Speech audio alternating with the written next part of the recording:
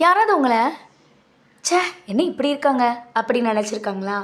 இல்லை நீங்கள் யாரையாவது பார்த்து என்ன அவங்க இப்படி இருக்காங்க அப்படின்னு நினச்சிருக்கீங்களா?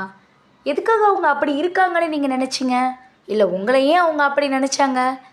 இந்த மாதிரியான கேள்விகளுக்கு பதில் சொல்லும் விதமாக இன்றைக்கி நான் ஒரு கதை சொல்ல போகிறேன். ஒரு கதை சொல்கிறேன் கேளுங்க தான் கேட்டுட்ருக்கீங்க. நான் அஜய் ஜீனத்.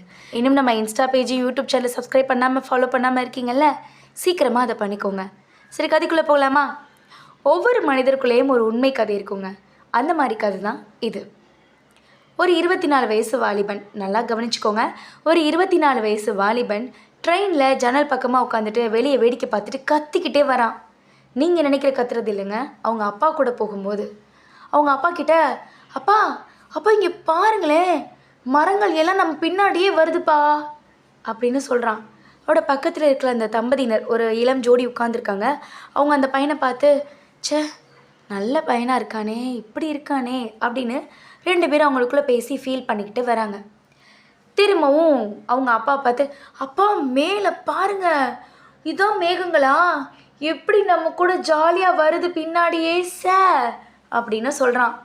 உடனே அந்த கூட இருக்கிற தம்பதியினர் என்ன பண்ணுறாங்க, ஐயா நான் சொல்கிறேன்னு தப்பாக நினச்சிக்காதீங்க, நீங்கள் ஏன் உங்கள் பையனை ஒரு நல்ல ஹாஸ்பிட்டலில் காட்டக்கூடாது அப்படின்னு கேட்டதும் அப்பா சொன்னாங்களா சிரிச்சுக்கிட்டு, நான் ஹாஸ்பிட்டலில் ஒரு நல்ல டாக்டர்கிட்ட காட்டிட்டு தாம்மா வரேன்.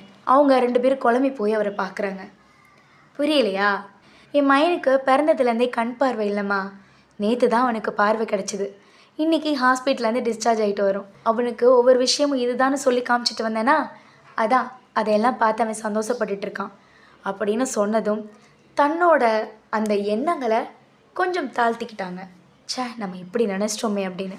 இப்படி தாங்க ஒவ்வொரு மனிதர்களுக்குள்ளேயும் ஒரு உண்மை கதை இருக்கும். நாம் என்ன பண்ணிடுறோம், அதெல்லாம் தெரிஞ்சுக்காம இவங்க இப்படி தான், ச்சே என்ன இப்படி இருக்காங்க அப்படின்னு ஜட்ஜ்மெண்ட் கொடுத்துட்றோம். அது தப்பு அப்படிங்கிறத புரிய வைக்கிறதுக்காக தான் இந்த கதையை நான் சொன்னேன். கண்டிப்பாக இந்த கதை உங்களுக்கு பிடிச்சிருக்குன்னு நினைக்கிறேன். கதை பிடிச்சிருந்துச்சுன்னா மறக்காமல் நான் சொன்ன விஷயங்களை செஞ்சுக்கோங்க. அண்ட் இந்த கதையை உங்களுடைய நண்பர்களுக்கு ஷேர் பண்ணுங்கள்.